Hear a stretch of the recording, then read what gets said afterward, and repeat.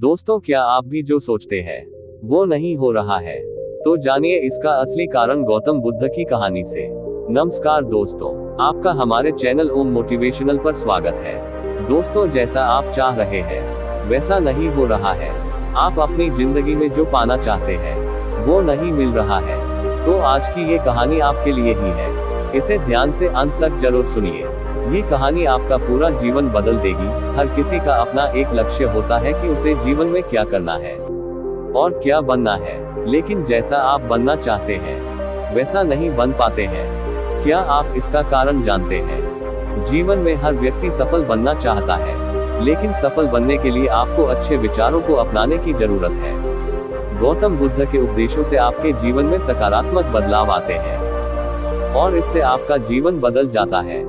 यही कारण है कि बुद्ध के विचारों को सुखी जीवन का सूत्र कहा जाता है। सफल बनने के लिए हर व्यक्ति का अपना एक लक्ष्य पहले से ही निर्धारित होता है और वह उसी के अनुरूप काम करता है।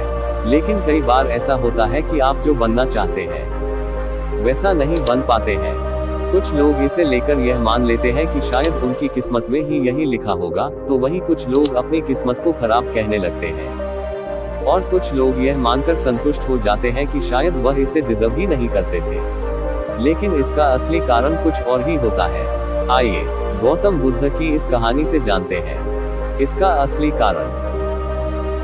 एक बार गौतम बुद्ध को एक सभा में उपदेश देना था। सभा में करीब 100 से भी ज्यादा लोग उपस्थित थे और उनका इंतजार कर रहे थे।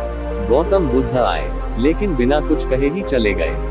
बुद्ध का ऐसा व्यवहार देख सभी लोग हैरान रह गए, लेकिन किसी ने उनसे कुछ कहा नहीं। अगले दिन फिर से सभा का आयोजन हुआ, लेकिन आज सभा में उपस्थित लोगों की संख्या घटकर 80 हो गई। आज भी बुद्ध ने ऐसा ही किया।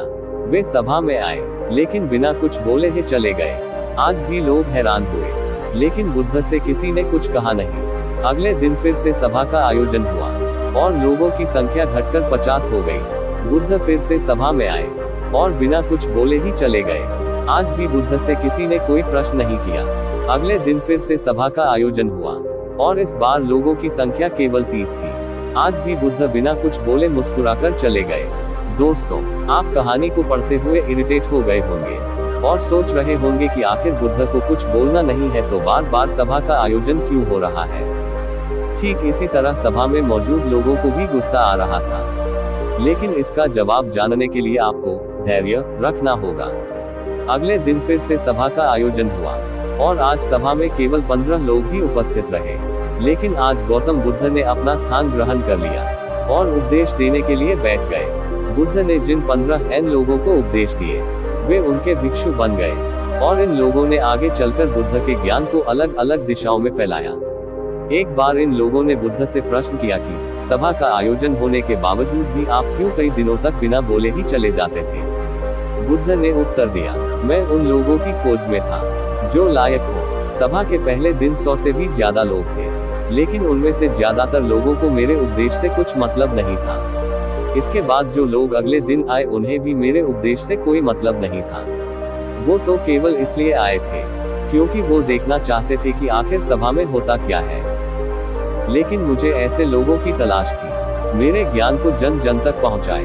मैं कई दिनों तक इसलिए बिना बोले चला गया क्योंकि मैं ये देखना चाहता था कि आखिर वो कौन लोग हैं तो सच में मेरे उपदेश को सुनना चाहते हैं और जिन्हें वास्तव में ज्ञान पाने की प्यास थी। ऐसे लोग ही रोज आए।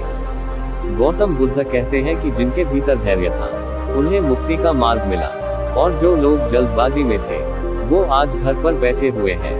बुद्ध कहते हैं कि जिन लोगों में धैर्य का गुण होता है वे जीवन में कुछ भी पा सकते हैं, फिर चाहे आपका लक्ष्य कुछ भी हो।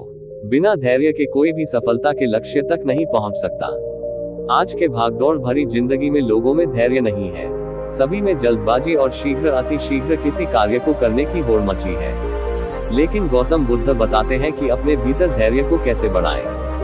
बुद्ध कहते हैं कि निरंतर अभ्यास से हम अपने भीतर के धैर्य को बढ़ा सकते हैं। यानी आप जो भी बनना चाहते हैं उसके लिए धैर्य की आवश्यकता है। दोस्तों, आपको इस कहानी से बहुत कुछ सीखने को मिला होगा। दोस्तों, आपको ये कहानी कैसी लगी हमें कमेंट बॉक्स में जरूर बताएं और हमारे चैनल को सब्सक्राइब करना ना भूलें। नमो बुद्धाय।